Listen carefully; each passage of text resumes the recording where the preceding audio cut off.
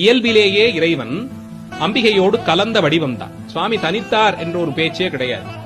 எப்போதுமே நீங்க கோயில்கள் எல்லாம் உற்சவ திருமேனிகளை, சிவபெருமானுடைய வடிவங்களை, நடராஜ திருமேனி, சோமாஸ்கந்தர் எல்லாம் உற்று கவனித்தீர்கள் என்றால் இரண்டு காதுகளிலும் அவர் அணிந்திருக்கக்கூடிய அணிகலன்கள் எப்போதுமே மாறித்தான். இடது காதிலே தோடு அணிந்து கொண்டு, வலது காதிலே குழை அணிந்து கொண்டு இருக்கும். குழையது ஆண்கள் அணிவது, தோடு பெண்கள் அணிவது. ஞானசம்பந்த பெருமானுக்கு முதல்ல அந்த இடது பாகத்தை தான் காண்பித்துக் கொடுத்தார். அதனால்தான் தோளுடைய செவியன் அவர் பாட ஆரம்பிக்கிறார்.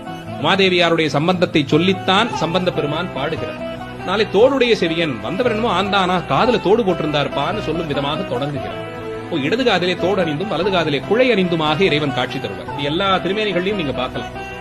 உற்சவ திருமேனிகள்ல உற்று நோக்கினால் காதிலே அணிந்திருக்கக்கூடிய அணிகலன்கள் எப்போதும் மாறி இருக்கும். இடது பாகத்திலே உமாதேவியாரை சுமந்திருக்கிறார் என்ற பொருள்பட இப்படி இயல்பிலேயே இறைவனுடைய திருமேனியிலே இடது பாகத்தை அம்பிகை ஆக்கிரமித்திருக்கிறார். ஆனால் கச்சியேகம்